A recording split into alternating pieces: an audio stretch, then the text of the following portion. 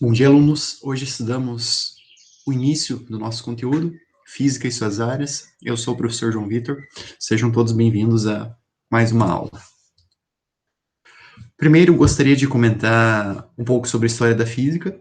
Ao lado, a gente vê à esquerda a imagem de Einstein, um cientista e físico do século XX, século passado, e Isaac Newton, ali do finalzinho do século XVII e início do século XVIII, né? Final dos anos 1600 e início dos anos 1700. Bem, então, onde tudo isso começou? Podemos citar que, na Grécia Antiga, alguns filósofos tentavam explicar como funcionava o mundo. Eles queriam entender o que as coisas eram feitas e como funcionava o movimento. Até a época, eles não recebiam o nome de físicos, certo? Mais filósofos que estudavam tudo, questões da humanidade, questões filosóficas mesmo. E aqui, alguns procuravam explicar do que as coisas eram feitas e o movimento. Acreditava-se bastante na teoria de que as coisas eram feitas de 4 elementos, fogo, terra, ar e água, mas alguns gregos antigos, alguns pensadores, até propuseram a ideia de átomo na época, só que não foi muito bem aceita. Quanto ao movimento, Aristóteles já, além de ter contribuído muito com a filosofia, ele fez algumas contribuições no sentido de pensar como funciona o movimento. Claro que ele pensava que a Terra seria o centro do universo, ele pensava de uma maneira diferente do que a gente conhece o movimento hoje. Tá? Então, nada de física que a gente estuda hoje é algo que Aristóteles propôs, porque o que ele propôs a gente já foi comprovado que está equivocado. Então, no final da Idade Média e início da Idade Moderna, alguns astrônomos como Copérnico, Kepler e Galileu começaram a propor que a Terra não era o centro do universo. Então, até então, o que acontece? Desde a Idade Antiga, principalmente ali em 200 depois de Cristo, surgiu uma teoria de que seria a Terra o centro do universo, o Sol, os planetas, tudo gira ao redor dela. Só que hoje a gente sabe que é diferente.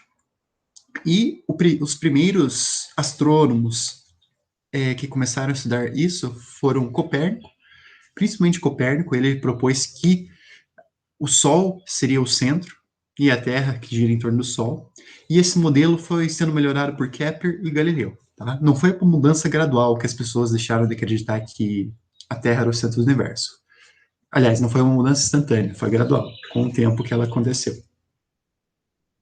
Então, no século XVIII e XIX, 1701 e 1900, houve o desenvolvimento e estudo de máquinas térmicas com a Revolução Industrial. Então, nesses séculos, a gente conhece da história da Revolução Industrial que o homem começou a ir mais para a cidade, ter mais indústrias, a máquina a vapor surgiu, e isso aí é o que a física estuda em termodinâmica, que é o que nós veremos também.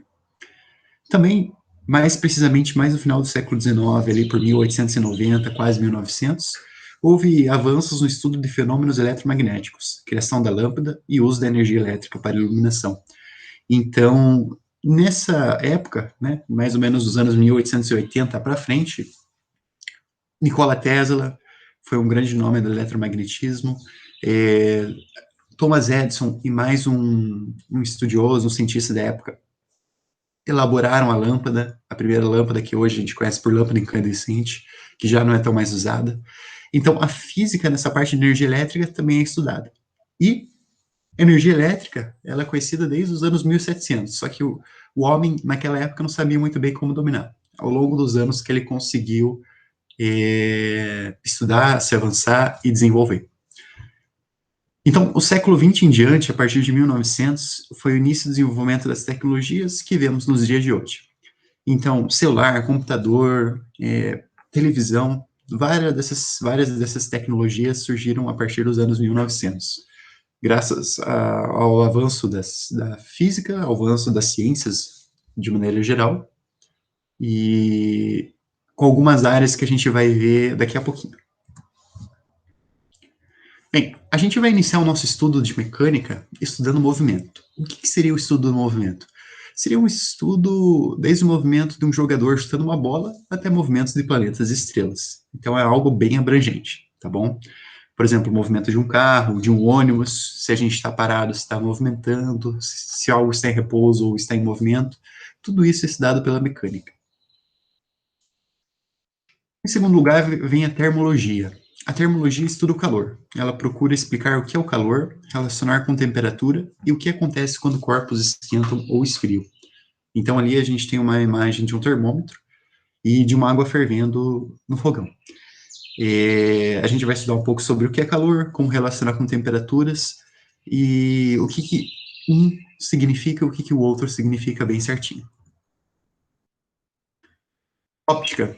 Ela estuda a luz. Com ela entendemos a formação de imagens e como funcionam os óculos e telescópios. À esquerda, a gente tem um prisma. E um prisma basicamente explica como é formada o arco-íris, tá? Claro que o arco-íris não existem prismas no céu para formar arco-íris, são as gotículas de água, mas o funcionamento é o mesmo que a gente vai entender para frente. E à direita há uma pessoa fazendo observações do céu com o seu telescópio, e também, o uso de telescópios e óculos a gente estuda através da óptica. Ondulatória, ela estuda as ondas, por exemplo, o som. Quando falamos de ondulatória, a gente lembra das ondas do mar, certo? Também é um tipo de onda. Mas para física, o que a gente mais estuda são outras ondas, como o som, né? Pois se vocês estão conseguindo me ouvir é porque o som está saindo do alto-falante do seu celular, do seu computador, está chegando aos seus ouvidos. Também a luz é uma onda eletromagnética, tá? Diferente do som, que é uma onda mecânica, que a gente vai ver para frente. E a ondulatória se baseia nesses estudos. Muito bem. O eletromagnetismo estuda os fenômenos elétricos e magnéticos. Explica o funcionamento de vários equipamentos que nos rodeiam, computadores, ferros de passar roupa, telefones, etc. Por exemplo, o magnetismo está relacionado com ímãs e bússolas. É bem interessante para quem já teve a oportunidade de ver uma bússola. Esse experimento com ímã e malhas de ferro não é difícil fazer, dá até para fazer com bombril e se tiver algum ímã em casa, é bem interessante. À direita, a gente vê algumas lâmpadas incandescentes, como foi que eu comentei. Então, tudo isso é estudado pelo eletromagnetismo. Muito bem. E o que é a física moderna? Então, o conhecimento desenvolvido até o final do século XIX recebe o nome de física clássica. Então, tudo isso que eu expliquei até agora, praticamente tudo é o que a gente chama de física clássica, tá ok? Então, após o início do século XX, os novos fenômenos estudados não podiam ser explicados pela física de até então. Entre as sub-áreas da física moderna, podemos citar a mecânica quântica, que estuda partículas minúsculas, como o elétron, e a teoria da relatividade, que estuda movimentos de corpos com velocidades altíssimas, próximas à da luz. Então, até o final do século XIX, a gente tem aquilo que a gente conhece como física clássica, e no início do século XX, 1900 em diante, as pessoas, os cientistas da época, começaram a estudar mais sobre os elétrons, os átomos e como eles são formados. E para isso, o conhecimento que eles tinham até então era insuficiente, não explicava corretamente os assuntos. Por isso foi necessário o desenvolvimento dessa mecânica quântica. Bem como a teoria da relatividade, quando os cientistas e físicos estudavam fenômenos de velocidades altíssimas perto da luz, surgiu um problema de tempo, como passava o tempo para cada um deles, e eles precisavam desenvolver um outro tipo de teoria, tá? Tem muitos assuntos interessantes para comentar aqui, mas vamos fazendo isso ao longo do tempo. Então, como primeira aula, é isso, de História da Física e suas áreas. Qualquer dúvida pode me procurar, que estarei à disposição para ajudá-los.